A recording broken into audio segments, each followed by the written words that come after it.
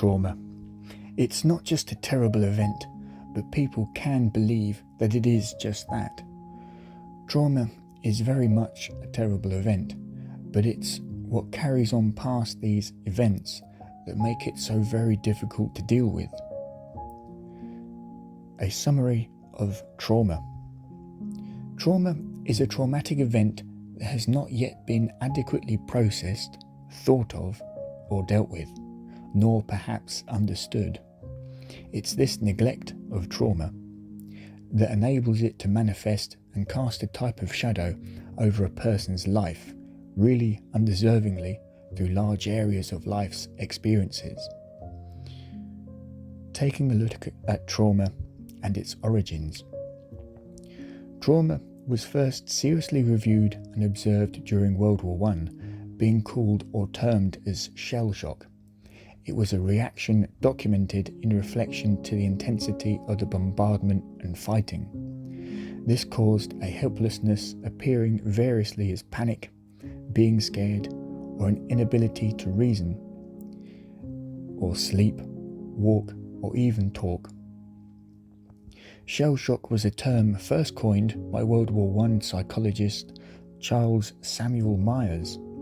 Since these harrowing times, shell shock has been renamed as post-traumatic stress disorder, PTSD. In history, prior to World War I, shell shock from the 1800s and earlier suffered by wartime soldiers were simply executed, killed, because it was seen as a form of cowardice. But since World War I, our understanding of mental illness regarding trauma has grown, but it's still largely new, being within the past 100 years. Understanding trauma. For the aid of this video, imagine yourself in a situation where you're in disgusting trenches, having repetitive shelling day and night. The loss of your friends that you've made are found in pieces, unable to be properly buried. You look around you at a war-zone wasteland. But inevitably, after leaving and returning home back into peaceful and generally normal settings, you are no longer the same, devastated and under pressure to return to normal settings, unable to adequately reflect nor even mourn what has happened. You are forced to move forwards from a dreadful past, lacking in any emotional assimilation. You find these neglected memories of bloodshed, hell and chaos won't disappear. Instead, memories manifest into an unknown presence deep within. It's this presence that we call trauma. This trauma causes years and decades ahead, even in the most peaceful circumstances, to become filled with fear and dread. Perhaps a car alarm or any abrupt loud noise can trigger mysteriously for no reason that you fully understand. You become then thrown back into this original harrowing panic. In more modern settings though, taking ourselves away from this situation, however appalling it can be, psychologists have learnt and become educated that trauma can as easily be acquired in more peaceful circumstances. People don't have to have gone through war in order to be traumatized. Taking a view from a different aspect of trauma, where war isn't a focus for the basis of traumatizing events. Turning back the clocks to childhood, early brain development is far more than simple biology. Through early years and relationships with others, all play a key role in later adult years. These early relationships where abuse or neglect, among a host of many other negative situations occur, have a long-term impact on children. A child's brain may have learnt to adapt in order to survive in a negative, threatening, or otherwise unpredictable environment. This skill that's been acquired will not work so well in a normal adult environment though. This can create what professionals call latent vulnerability. Situations where these negative early experiences put these children at greater risk of developing mental health problems. Everyday experiences from these children compared to their peers, like making new friends, feel a heightened level of stress and becomes a more daunting experience. New faces may appear more threatening, but where no threat is to be found. Also, positive social engagement or cues can be missed. Thus, learning to develop trust with new peers is far harder. Even fun activities such as art, sports, or even computer studies becomes a challenge. This is due to a shift in focus from positive into negative threat cues or negative social engagement. It would mean missing out on positive situations, cues, and engagement because the focus is on the negative instead.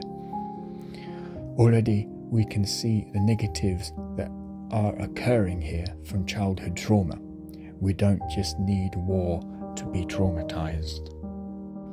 As we did so with shell shock, it's easier to understand with a simple scenario. So, understanding trauma outside of war. You are a typical 7-year-old. On your way home from school, you have the simple news of failing an exam or test. When you get home, you're met with a father who perhaps drinks too much and may be troubled with dealing with depression. He learns about you failing this exam or test and goes into a blind rage, shouting, smashing up a household item, perhaps a dinner plate, and slamming various doors around the house. Now, from the perspective of the 7-year-old self, you're in a no better place than the wartime soldier experiencing a world around you that appears to be ending, finding no plausible way of making any sense of this moment. You cannot take responsibility for it. You, as this 7-year-old self, feel as though you are a terrible, terrible human being, even though at this age you don't fully understand what that means either. But like the wartime soldier, a trauma develops from this event, negatively working its way into your life, centering itself around making mistakes and at failing in life. A shadow over you that if you should fail, then an eruption is to be expected from others around you. Going into adulthood for this 7-year-old, the mass destruction, the fear that another person may be as traumatizing as the moment in time was. This moment hasn't yet been processed, dealt with, nor understood.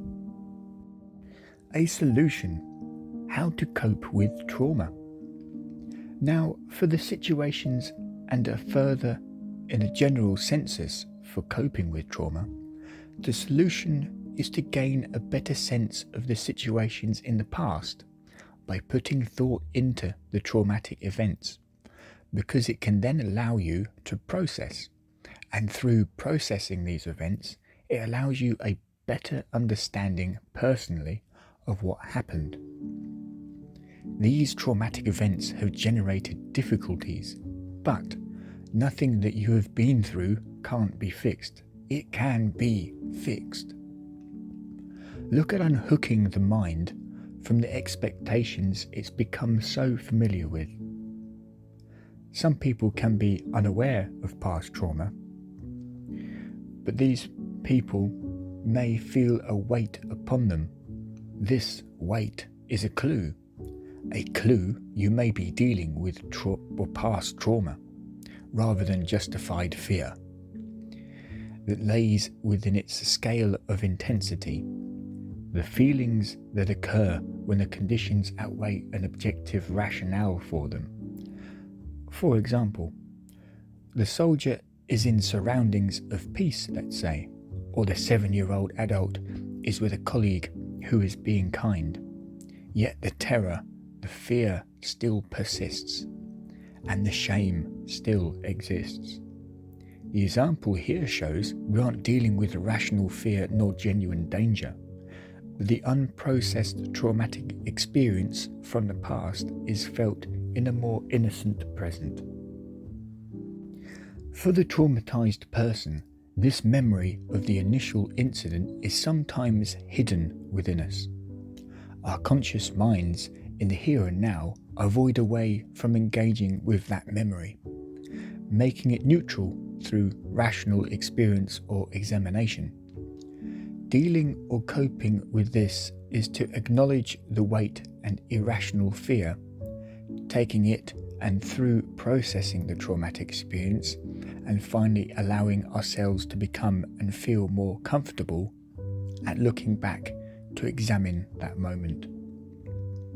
We can then see the traumatizing event or events for what they were. See, we may also come to the realization that these events are in the past, no longer with us here and now, but part of us, it still is. It wasn't something that we are to be blamed for. It wasn't our fault, you or I. We didn't do anything wrong, nor are we bad people. We can enable ourselves to be liberated, meaning a greater understanding of these specific unique memories of what had traumatized us, how our minds have multiplied the difficulty, and that it was just our mind's way of protecting us from a dangerous experience, which at the time, in the past, was really beyond us to deal with. The soldier can then realize and understand it was the harrows of war that killed his friends, and it was the bombs that exploded which destroyed the land around him. Yet as awful as it was, there is no need to fear all extreme noises. They no longer need to terrify him. Also, for the grown-up 7-year-old, it was one father who overreacted for making a mistake when very young. But now as an adult, not everyone who is in authority is here to terrify or cause emotional mass destruction. It's through embracing support from others and allowing time needed to heal and understand the traumatized child that's in your mind, or the traumatized self whilst away from war, that will begin the pathway to coping and dealing with trauma. Many more situations beyond these 2 examples here in this video will be traumatizing. It's a need to address these situations, understand them, have thought put through with kindness and imagination that allows the healing to begin. Holding and comforting these memories with a rational adult selves with support from others. Support from others in these times is key. Life no longer needs to be terrifying once we understand these parts of life that really once were.